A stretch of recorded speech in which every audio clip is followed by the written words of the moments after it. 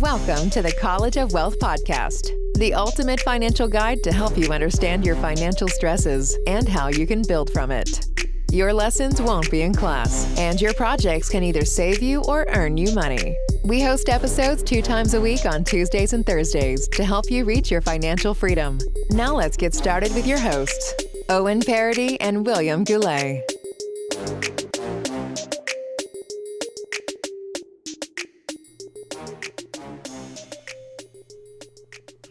Hello, everybody. Hello, everyone. My name is Owen Paradis, and I'm here with my co-host, William Goulet, and we're proud to present to you the College of Wealth podcast. Podcast. Yes, this is a College of Wealth podcast, like we got to go and say. This is a financial podcast that teaches you the latest and greatest information about money, because at the end of the day, this is a crazy money-making world. Yeah, crazier sometimes by the day. And if not crazier, then we can make up for it, on this podcast. Get a little wacky. And money making, yeah, for sure, man. I'm on a paid vacation right now, so even when I'm not working, I'm still making money, Owen. Isn't that fantastic?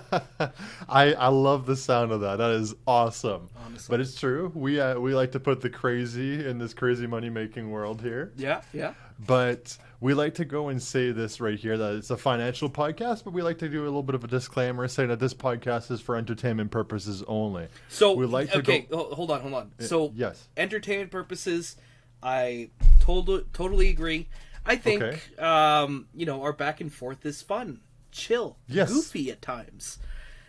However, I also think that we should start advertising our information. Maybe we should be having this conversation offline. But I'm thinking, let's starting next episode saying by default that this here is for entertainment purposes as well as for informational purposes. And we could do something like this, right?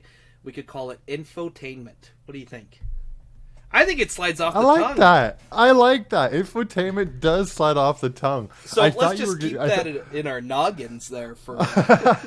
I literally thought you were going to go and say, we should just go and tell them that we're entertainment purposes and information purposes only. And I'm like, no. But the infotainment, amazing. Yeah, amazing. You get I love what it means like as soon as you hear it, So I think it's a good idea. Yeah, exactly. So we like to go and call this as infotainment here at the College of Wealth podcast because both Will nor myself are actually financial advisors. We're not financial advisors. Well, certainly not me anyways. Me either. Oh, true. Me either too. But we did study business. We got our bachelor's degrees in business, and we both work in a business industry. And we say that because we're passionate about this kind of stuff. So it's not like, I'm not going to say we're nobodies, but I'm just saying we have a passion for this kind of stuff. We're nobodies with 110 episodes. That's all we're saying. Yes, we're definitely interested. Right? But there's 2 other reasons why we host this podcast. And I'd like Will to go and describe this to us. Why is it, Will? Yeah, sure. Well, you know me, Owen. I'm a bit of a cheaper guy, and I like to save money on some expenses. And whether it be, am I going to pay full price for something if I can have it on discount? No. And that's part of what we offer here at the College of Wealth podcast. For sure. We're able to save money. And also we provide different ways for people to make money. That's perfect. That is awesome. And that's actually how it is here. We like to go and give people an insight on how to make money and save money too. That's why we call it infotainment here. Yeah, that's right. It's and I think that's one of those things that we have to go and put emphasis on, because at the end of the day, we don't want to be the end-all be-all solution to all your problems, but we just want to make your gears turn a little bit. Go and talk to a professional if you're planning on doing any type of drastic decisions. That's all we're trying to say. Or at least don't blame us.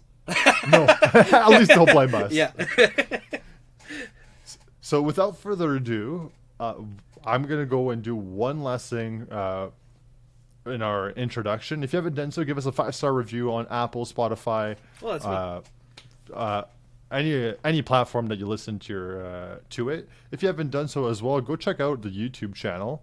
And if you're watching on YouTube and you enjoy the video, by the end of the video, if you enjoyed it, leave a like. Give us a subscribe. We got these coming out twice a week, Tuesdays and Thursdays. Except, exactly. ironically, for this week. So, Owen and I were completely prepared to have a Tuesday episode up and at 'em. We recorded really were. an episode. But we had a technical difficulty. And we lost all footage of me. And the result is Owen looking at a camera and saying, like, just being quiet for 2 minutes. And then starting... So it was a little bit all over the place. So we're gonna do a Thursday episode for this week, and then we're going back to our regular programming. Yes, it was a bit of a little technical difficulty on our end here. We're switching platforms for streaming or for recording our videos, and unfortunately we were faced with that problem. So we're learning a new routine here. Yeah, we're giving cleaner video for the people watching on YouTube, but we're also giving more crisp audio to our listeners as well because of it. Yeah, honestly. Right on. And last but not least, go check out our Instagram at College of Wealth Podcast as well. We have a lot of quotes and a lot of information on there in a very clean template. And I can't believe the natural growth that we got from it, right? Yeah. We didn't pay for a single follower. I know it's not something that you're supposed to brag about, but I'm proud of it. It's grown a lot, and it's one of our most developed platforms with a very unique theme, and we stick to it as well. Exactly. Now, like you were saying beforehand, we got to go and hop into episode 110. Yeah. And that is the cost of living. Right on. Canada versus United States. I got some insights on here, man. That's how I wanted to do this episode because Will and I, I'm not even saying disputed. It's just I know that Will has a love for the United States. I think it's going to be really interesting. Yeah. It's going to be a lot of fun. Well, I've been there for a month. I was traveling for a month about 9 months ago. I took a month and I was traveling through the States. I went through Tennessee, Texas, Florida, Louisiana, New Jersey, New York. I was driving all over. So I got. Jeez, you almost sound like a snowbird. Yeah, I guess I was a snowbird. I guess that's why I did it. Oh, jeez. Yeah, minus the age, the typical minus age. the age. So. Now, the way we have this formatted is just describing two pros and two pros for the United States and two pros for Canada. Okay. I didn't want to write the cons because some of them just automatically outweigh the other. Yeah, if one's better in a pro, then it means the other's not as good in the con. Yeah, exactly. And we have it classified as in 4 different sections. We have the jobs and pay, the education, taxes, and our favorite, real estate. Oh yeah, we could go. Honestly, every time we do that, it could be like a week-long segment. Every time. We yes. Up, so. Oh my gosh, yes. So sometimes I gotta shut your myself. Now, of course, we got to start off with our stats. That's the stat most man, important of thing. course, Yes, of course.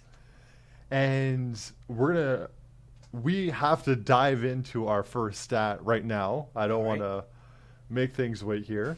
And these are interesting stats. I got this information from Nation Master.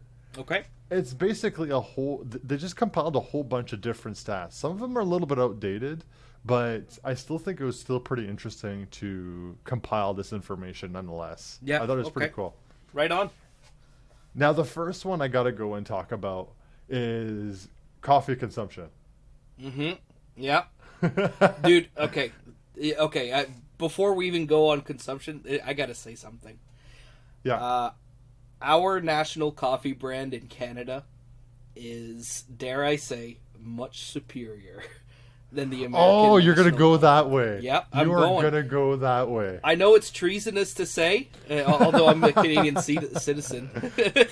But our Timmy's is fantastic and cheaper than the American counterpart, Dunkin' Donuts. Interesting. But I'll leave the yeah. Let's leave that controversial remark aside for now. So with that being said here, we're going to go and hop into our first stat about coffee consumption. Mm-hmm. How many kilograms of coffee does the United States and Canada eat? Drink. Yeah, I'll have to say drink. Okay.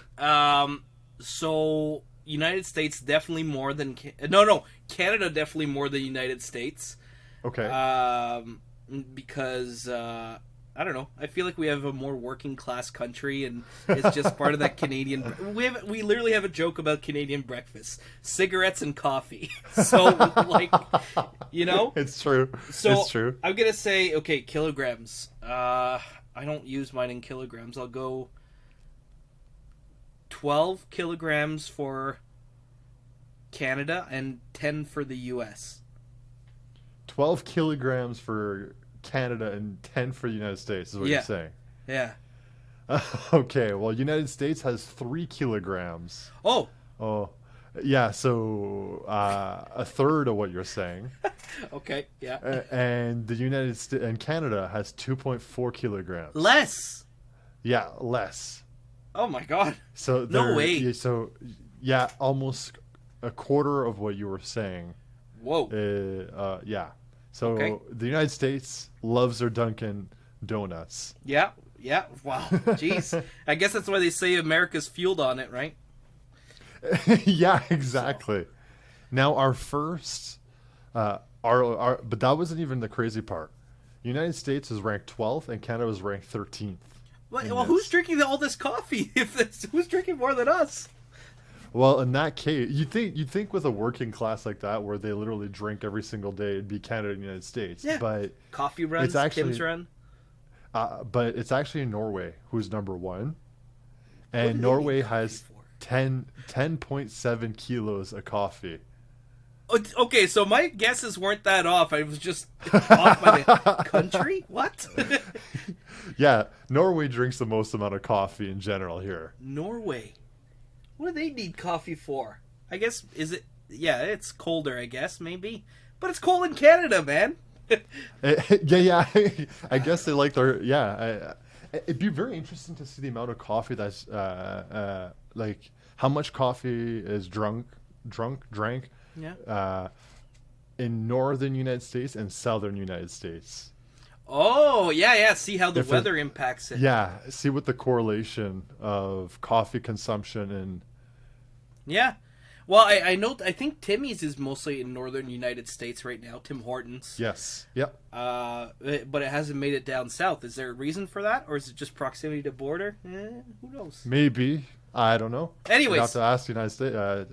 Tim's. Color me surprised. Our second stat has to do with lifestyle quality. Yeah. And this right here has to do. They gave a scheme of a point system for each country. Okay. And each country had to go and evaluate. The respondents had to go and give a ranking off of how happy they are, how strong their quality of life is. Okay. This had to do with environmental, the economy, the safety, things that are impacted within the country. Mm-hmm. And you had the total itself went up to 250. Okay. Which country? Where was United States ranked, and with how many points? Okay. And Canada. Out of countries. Yes. Okay. Canada was probably higher because it's a relatively stable, much safer country. A lot less people and things like that. So let's say Canada was, I don't know, number 4. Okay. No, 3 for safest country with a score of, I don't know. It's not safest, it's quality of life. Oh, quality of life. Correct. I'm going to keep it to number 3 because we're pretty good. We're a pretty good country with a score of 210. All right. I'm just...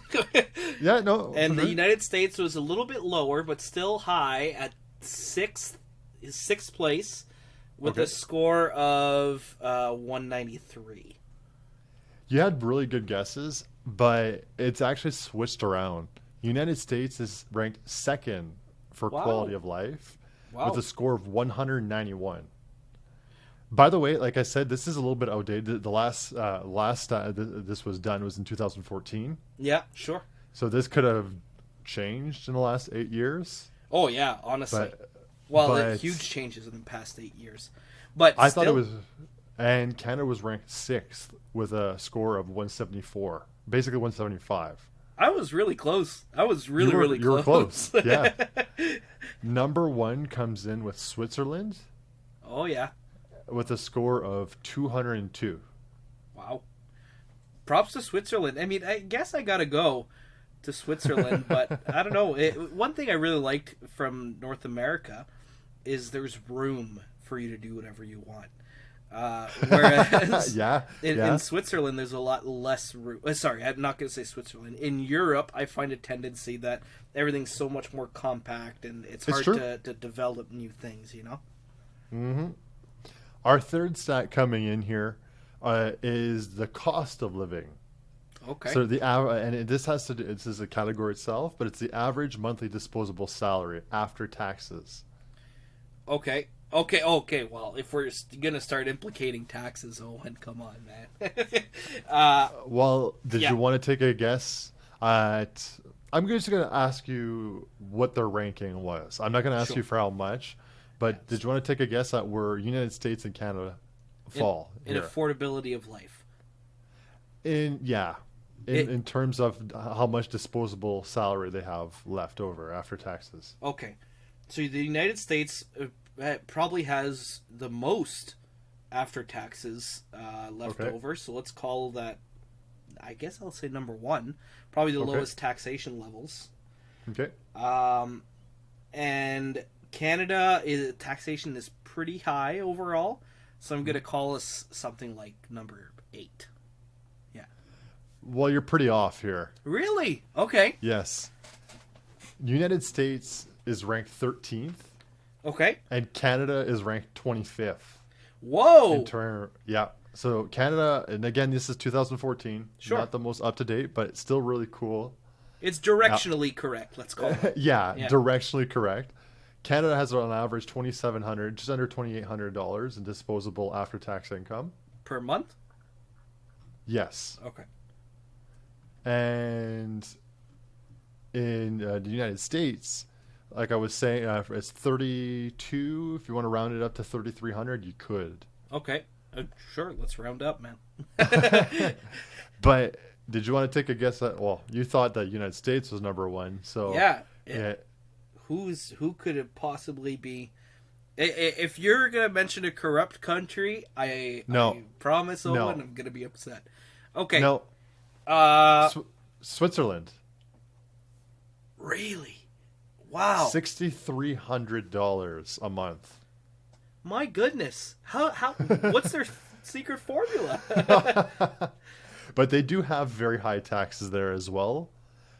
So that's where it offsets as well, if you think about it. Yeah, but disposable income, would it already include the taxes, no?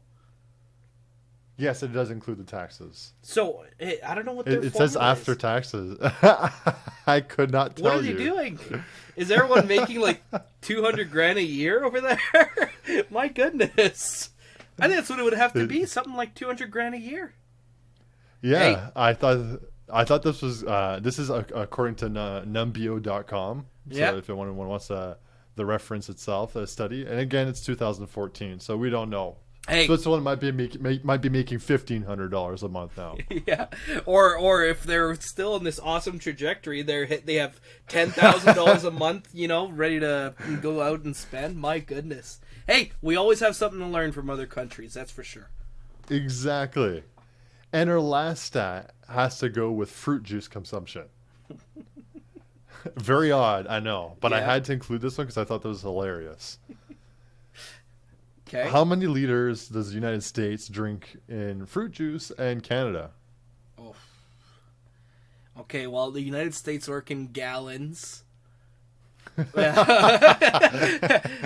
I don't know. Let's say... No, a gallon a month seems like too much. This is per year, by the way. Okay. 20 gallons U.S., I think they like it more in the U.S. So let's go 26 liters. 26 liters in U.S. Okay. And 18 in Canada. Yeah, 18 liters in Canada. Okay.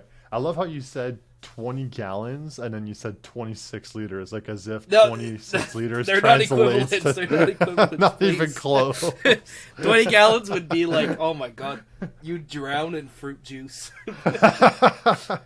Well, you know what? That's not too close. That's not too far off for the Canadian guess. But United States drinks on average 42.8 liters of fruit juice per year. Yeah. So it's a gallon.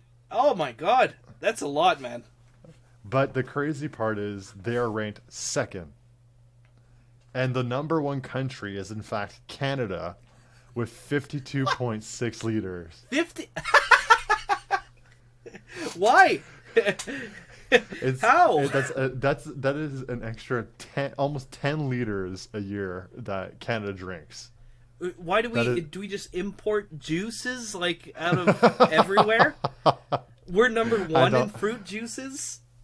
I can't tell you why. I can't even tell you why. Like, Canada's just at another level. Germany's in third with 38.6. So the 38 and 42 with the United States makes sense. But then there's Canada, like, way up there. Like, that seems so disproportionate. What do we got? The apple juice. Yeah, I could see us. Tropicana. I guess we're pretty strong on Tropicana. But then again, Capri Sun. Yeah.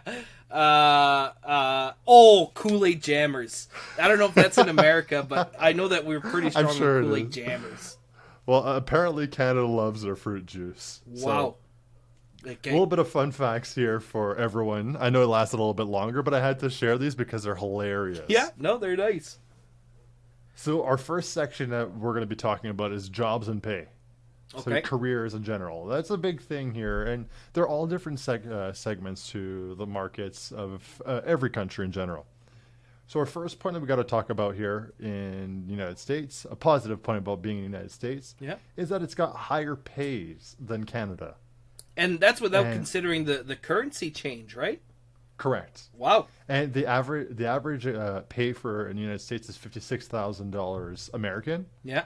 And in Canada, it's $54,000. Okay, so the gap isn't that huge, I guess. Oh, okay, never mind. Yeah, what you just said it. The currency exchange is 56,000 American, which could probably translate to what? Would you guess 63,000, 64,000? I would say around 63,000. Yeah, I'd say even higher. I'd say getting close to 70, honestly. Let me see here. 60. Let's say 56,000 times. I'll say 20%, right? You're right. If you say 76 cents, or it'll be $69,000 Canadian. Okay, so huge difference already. It's a fairly big enough difference. And that's entry level, or is that average? Average. Okay. Median. Actually, median. Median. Okay.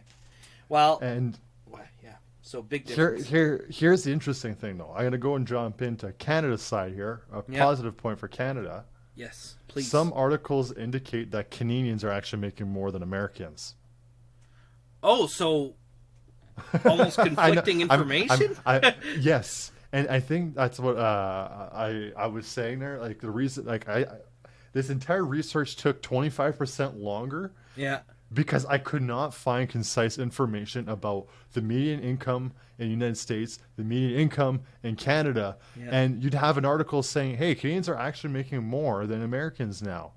Or, hey, Americans are making more, the cost of living, but the cost of living is higher in America, though. Oh, okay. So, and I'm like, and that just baffled me because I was like, cost of living? I thought it was higher in Canada. Yeah, well, let's never forget the cost of living. One of the huge factors is is healthcare. Yes. So in the United States, we're going to talk about that. Oh, okay, great. Yeah. Right on. We're going to be talking about that. Don't worry. But needless to say, Canada could potentially be making more on average than Americans. Okay. Especially, they say especially when it comes to higher paying salaries. Yeah. It tends to skew a little bit higher in Canada. Oh, okay. Right on. Yes. Well, I think one thing that's important to notice is there's less people competing for the same position in Canada. Now there aren't as many positions, but there are less people competing for it, and people who tend to want to immigrate to the States, well, they don't have the advantage that we have in Canada. But now, we're also geographically dense of where HQs are, Yes, exactly. And that's exactly why I like to go and say, take this information for a grain of salt, because you could literally pick and choose what you want to see. With a grain of salt. With a grain, yeah. Yeah, it's not a grain of salt. No. Anyway. Yeah. I'm good at botching. I'm good at botching things. I love it. I'm very consistent. Our second positive point here for Americans or United States is growth opportunities. Oh, you're literally talking about headquarters. Well, most headquarters are in the United States, not in Canada. True. Yeah, definitely. So the main headquarters. Yes. Yeah. True. And it just shows that, the corporate ladder might be a little bit higher in the United States. Yeah. But you have a lot more opportunity for growth, and obviously those salaries are going to go and increase exponentially along with the ladder that you climb. Yeah, because fair enough, since there's so many more people competing, there's more people competing, but those people will have a higher talent pool. They'll be more successful. So at the higher end, I guess people will be getting paid more in the States. Oh, for sure. Yeah. Because you have to be more and more talented, right? Yes, okay, exactly. Now, our last positive point here for Canada, we're talking about 2 points for United States. We got to talk about 2 points here for Canada. Yeah. Is that the average work week in Canada is actually shorter than in the United States. Okay. And they say on average, United States works between 40 and 44 hours a week. Okay. Yeah. Versus in Canada, it's 30 hours a week. No, it's 36 and 40 hours a week. Oh, yeah. That's the government, Owen. That's the government jobs. They always try to save a little bit of money, saying, actually, we're going to have a 36-hour work week. You're like, what? How does that work out? You're like, yeah. We'll just do it like that. Okay. Well, my last financial job was 37 and a half hours a week. Let me guess, at a bank? Yes, it was. Okay, yeah. So those are the it was two. Not a bank. There's government and banks. Those guys, they try to drive down their hours. Although, if you're salaried, what's the incentive of doing that? Just working less, I guess. I don't know. We'll have to ask our banking buddy if the banks don't work as hard. Yeah, I don't think he'll like the sound of that. We'll see. But moving forward to our second topic, because we concluded the careers and pay section. Yes. We got to go and talk about education. Yes. And I think education has one has to do with the other, right? Education has to do with the outcome of salaries, of the first point. There's a strong correlation with one to the other. Sure. And the first positive point we got to talk about here for the United States is the fact that the United States is world-renowned for their universities. Oh, true. Yeah. They have some of the highest, some of the best-ranking universities in the world. True. Literally the top 5 are from the United States, like Harvard, Stanford are, so you literally end up in a scenario where literally the top 5 are United States. Like there's no other country that could compete. My God, I thought the British might have had some of those really prestigious ones out, at least being in top 5. Like Oxford and stuff like that. Yeah, you'd imagine they're at least in top 5. Wow. Apparently not. Apparently the top 5 are in United States, and but Canada, they have a price to pay, man. Well, I was going to go and talk about that, but for Canada's top university, which is University of Toronto, ranks at 25th. 25th, wow. Now, I'm not saying that 25th is bad. No, it's still good. Just not in comparison for the thousands of universities. Yeah. But I could bet you that there are 10 universities in the United States before Canada reaches that top spot. Oh, okay. Like in the top 25, you think that? Yeah, I'm sure there's probably like another 5 after that, at least. Yeah, well, there's no way that we're beating Oxford as well. No, I don't think so. I'd be very, very surprised, and I'd be concerned about Oxford at that point. Yeah, honestly. Not dissing U of T, by the way. It's an awesome university. Oh, sure. They're at least top 25. Yeah, they are top 25 for a reason. Now, the thing is, like I said, although the United States has some of the top universities of the world, the tuition in Canada is significantly lower. Yes. Okay. So we've had a huge advantage with that, right? We're just a little. We're advantaged by government subsidies. Yes. Which, sure, there's some in the States as well. But also international students, which is something that we don't always consider, right? And international students will have a much higher tuition, so that they can subsidize the cost of us Canadians, and be able to go for school for an very affordable rate. Well, you're hitting literally the second point I'm talking about here. Oh, okay. You're literally talking about going abroad, the cost of going abroad. Yeah. If you want to go to Canada, it's going to be significantly more cost effective than going to the United States. Oh, true. So, like, even if you're at the international rate, right? Oh yeah, they say on average tuition for an international student is $13,000. Okay. US, and that's just for tuition.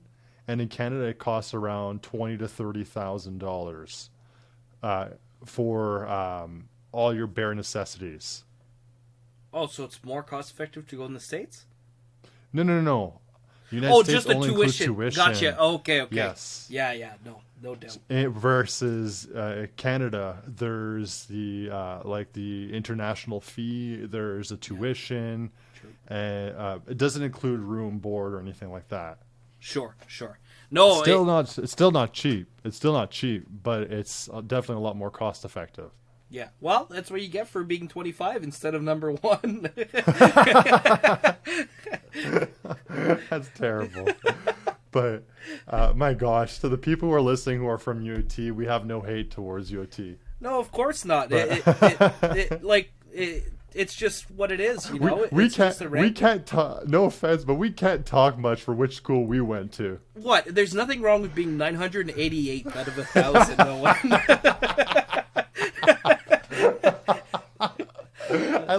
Okay, a little bit of anecdote. I still remember in first year, one of the international students literally went and said, asked our finance professor about it being a very prestigious school. She said, well, it's a pretty. She says, I'm pretty sure this school is a prestigious school, right?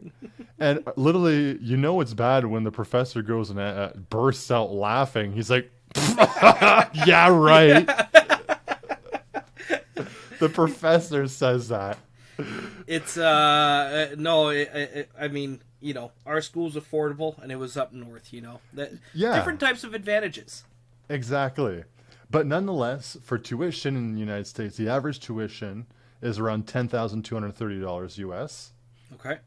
And for Canadians, it's $6,700.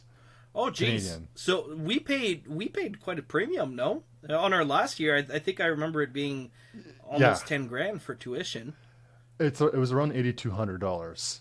Oh, I guess there are a little bit of cert fees and all that. Yeah, and it was $8,200, but that was tuition. But it was also one of the most expensive programs because we only had 10 courses versus like engineering or nursing. They have 12 courses for the same price. Oh, yeah, true. I remember STEM did have more courses than us, but we still paid more. Yeah. What? Oh, I get it. Fridays off. That's why we had Fridays off, man.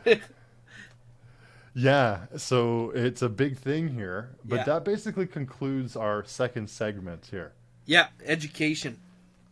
And that brings us to our third component, and that is taxes. Oh, taxes. Taxes. You see that kid? He's playing Monopoly. He's like, "What's wrong?" And he's like, He's crying. He's crying. He's so discouraged. What's wrong? Taxes. I hate this game. Hey, everyone had that so moment funny. on that first little pay stub. Eh? You're like, "What's this sly little government? Why do they get my money? I worked for this." And then you learn eventually, they have some usage, you know. Yeah, exactly. So that brings us to our taxes segment, and there's huge components to it, like big things to consider. So the first thing we have, the positive component we have to talk about for the United States is taxes take a huge part in the GDP, so gross domestic product. Okay. And in the United States, that comprises of 28.2%. So Okay. almost a third. Wow. Versus Canada, it's 38.4%. Woo. Yeah. Okay, that's a lot. Man, It's well, I guess one of the biggest ones is like you'll have those you'll have a lot less included yes. with your taxes, right? You also need to think about the components of it. Canada is a tenth of the size of the United States, and it also provides more in terms of it provides more. So there's less coming in, but they're offering more. So you're right. It makes sense why. Yeah, they might have economies of scale, right? Because you can actually scale the use of those services, and to accommodate one more person, it'll be, I'm actually paying for that just a fraction of the price. That's very smart. Okay, I didn't think of that. Yeah. No, and let's not forget the classic healthcare. You know. Yes. In Canada, it's all inclusive. Now, okay, I want to bring this up because they have something that they say in business is for whatever service you can have quality, quantity, okay, and affordability. Okay. But you can only have two. Right? Yes, it's true. So in the States, who are reputable for not having affordable health care, but they have quality and quantity. You want it, you can have it pretty much same day, and then we'll just charge you this ridiculous bill. Yeah. You know, which of course is partially impacted by insurance companies not wanting to pay. So a doctor's office will go, okay, well I'll charge more on my next one to make up for the one that didn't pay, and you know, it's the whole insurance ordeal. Anyways, improvements on all sides, but in Canada, we'll have we'll get your knee scanned or whatever you need scanned. No problem. It'll be $0. You just have to show up. It'll be a perfectly good scan like you'd get in the States, but we'll get it to you in 5 months. There's just a 5-month waiting list. But with your Amazon Prime membership, you can get it for 2 days. Yeah, yeah. I wish, dude. I would pay. But so and that's one of the things that we're seeing nowadays, right? We're seeing super hospitals being built in Canada, where you have to pay a membership, and you'll get quick access to care, and you'll need to pay and everything. Yep. But you need to, you need to pay, which is contrary to what we're seeing in Canada. Lastly, okay. Yeah, I like it. One of the advantages of paying a buttload of money like they do in the States is also discovering new methods of care. So because there's so much money being invested, they could actually reinvest into R&D and say, well, what if we take this path, and you know, discover X medicine. You know, whatever side you're on of medicine, they do discover a lot, and then they can ramp that up for the rest of the world. So different takes, honestly, for healthcare. I like how you covered that. We actually had a point for the medical side of things here, for the positive for Canada. Okay. But I liked, it was good because you showed the pros and the cons of both sides. Yes, definitely. Quality, quantity, and what would you say? Affordability. Yes. That's right. Which is awesome. So we can, Canada can learn from the States, and the States from Canada, vice versa. Yes. And versa exactly. Exactly. Our second positive point here for the United States is taxes are variable throughout different cities. True. Okay. And in some cases, you could actually be paying significantly less. Yes. And unlike in Canada, where the tax is set by the province itself. So like we're saying, in that case, it'd be like a state tax. Yeah. Well, you can have a local tax as well, where they can go and say, you know what, I want to go and we want to go and charge a tax for recreational or leisure or for whatever, but it keeps the tax funds within the city itself. You know, that's one of the things, and that's one of the reasons why I like the United States. As you know, I like the United States. Yes. They have a foundational principle that says we rule from the smallest possible unit, and then we expand up. So they'll say a county might have its own little rules, and if not, well, it's the whole city. If not the whole city, it might be the state that regulates it, and if not, then the country will.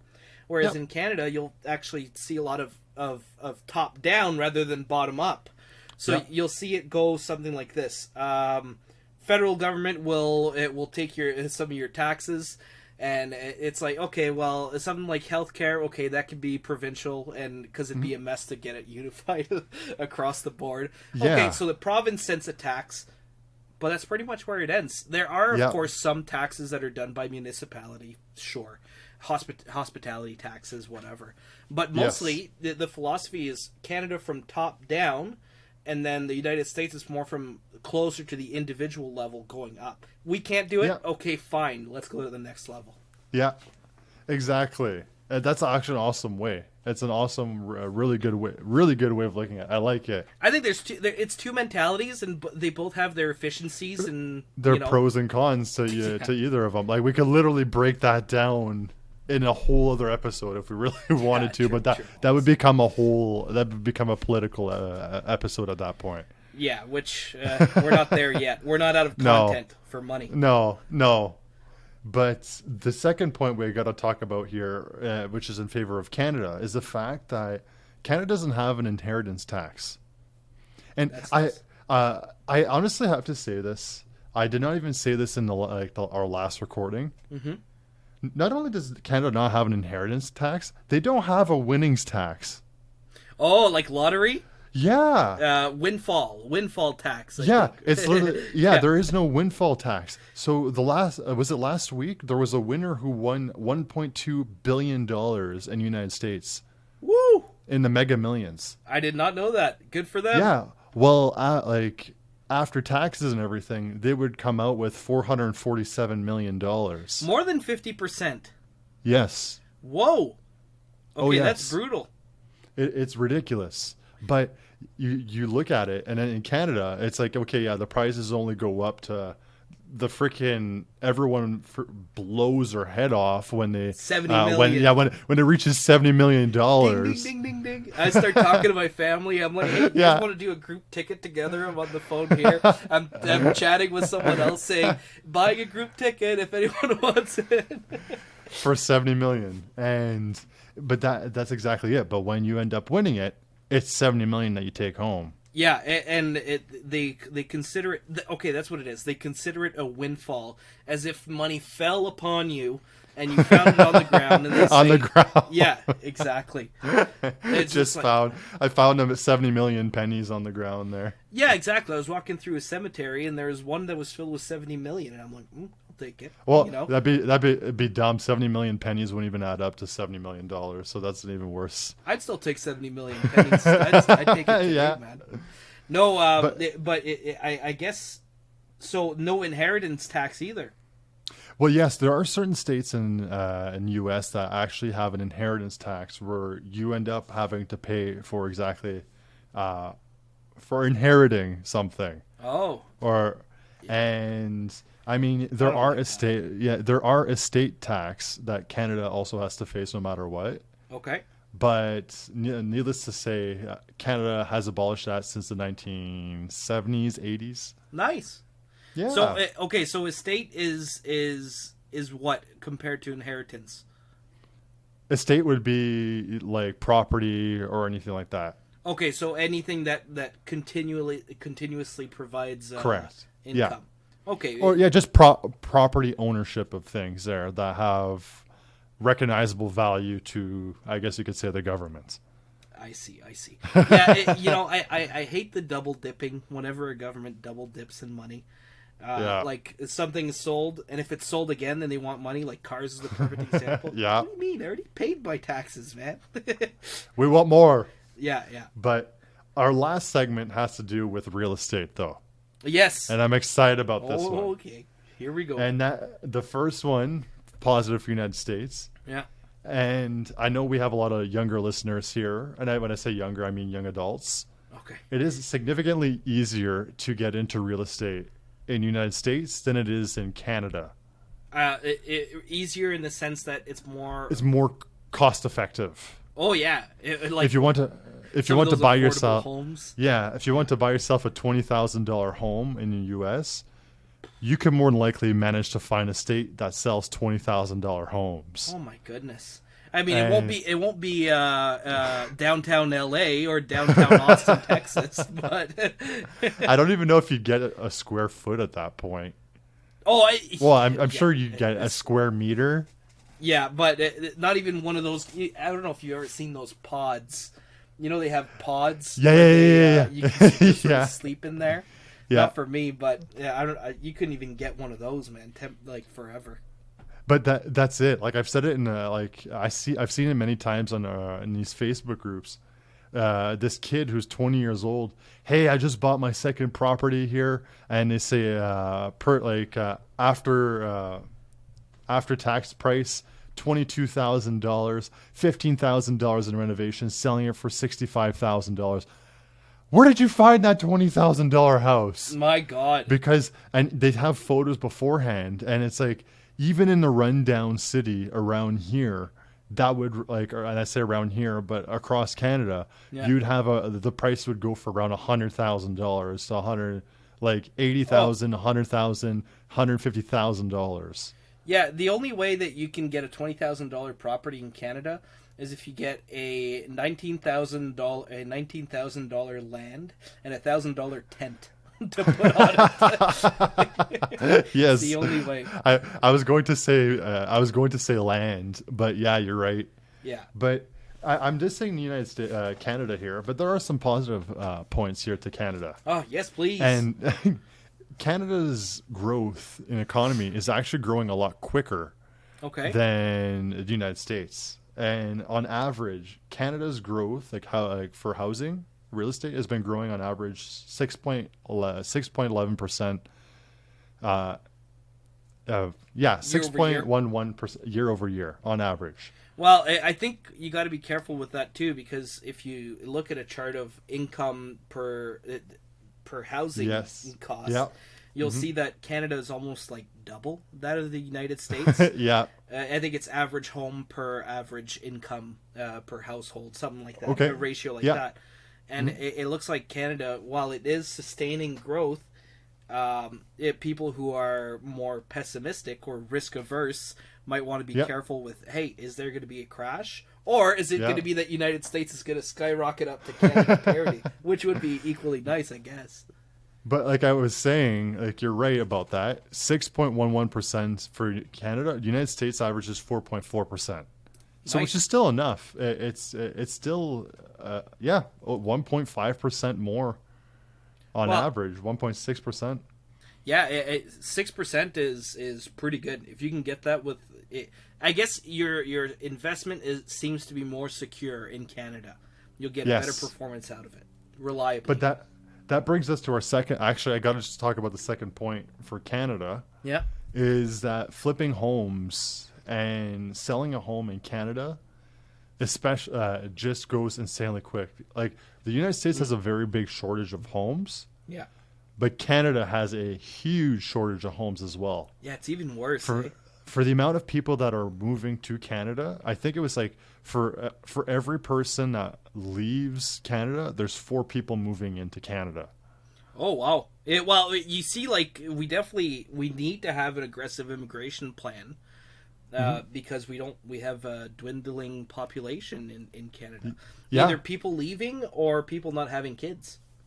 Yeah, right? Because it's costing everyone so much to own a home. Yeah, yeah. And everyone's like, "Oh, I don't know if I want to have kids when it's just so expensive to have a decent life out here." But the reason why I'm saying it's a positive, though, is because if you do own property or if you do plan on flipping homes or selling homes, although, yeah, like in the United States, there's a $20,000 home or whatever. Like I said, it's not every state. Those are only select states. Sure. But in this case scenario, you end up, you could, if you're purchasing a $300,000 home and you flip it, I would really hope you're not making $320,000. Like you're not selling it for $320,000. You're more likely selling it for $380,000, $400,000, $420,000, and you might be making like an extra $50,000 or $70,000 in your pocket because of it. Yeah, great point. And similar, like if you're going to buy, obviously these are extreme cases, but you buy a $20,000 home, you can't invest $15,000 in a kitchen and expect to get a return on your money. That $15,000 needs to be moved all over the house to maybe turn it into a $20,000 profit. Yes. Whereas in Canada, you can get a home, renovate a kitchen, and you can expect to make money back on your money that you invested in, you know? I don't know how many, like especially with this boom that I've seen, there's literally a triplex. I think it's a triplex just down the street. It has gone for sale 3 times in the last 2 years. No way. 3 times. I think this third time might not be as good for this owner, though. But I've seen the photos, and I'm not saying it's an ugly place, but the first time it's run down. The second time they just basically slabbed some paint on it, maybe added some vinyl flooring or crap like that, and Pig maybe with lipstick. Literally, yeah. But they brought up the price $100,000 because of how stupid the market was. Wow. And in the third time they put it up for sale, I mean, it was a lot better updated, but some of the updates were torn out because they didn't even like the job that was done. Oh, from the second guy. Yeah. Oh my God, that's so brutal. Well, so maybe one more thing I'd like to add is this would be a pro, I guess, for United States would be if you're buying a $20,000 home and you go upside down on your investment and it's slashed in half. You overestimated the value by 50% and you overpaid by 50%. You lost 10 grand. If you overestimate by 50% in Canada, you lost $200,000, my friend. It's crazy. You're gonna have fun paying that off. Yeah. No, and it's brutal for sure. The risk is a lot higher in Canada. So the risk and reward is a lot higher in Canada versus the United States. I can't even say that, but there are the majority of markets in Canada are more expensive. There are more expensive markets in Canada versus the United States. Yeah, that's a great way of putting it. And can we talk about financing for a second? Financing, we don't do 30-year fixed like some places do in the United States. I remember both you and I are in some real estate groups that are primarily in the United States. I remember seeing a guy who locked a 30-year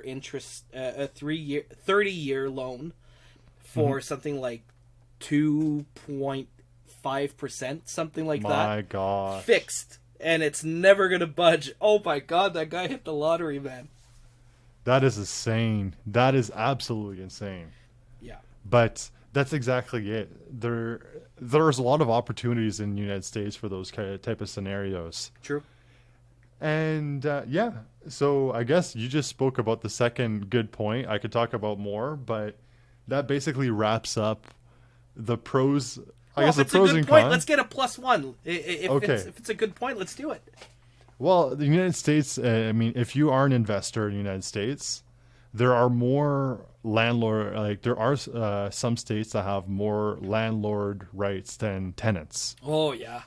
True. And I'm saying not as in tenants have no rights. I'm just saying that landlords, hey, this tenant is being a really bad person. They're destroying the property. They're not paying rent or anything like that. I want to evict them. Mm-hmm.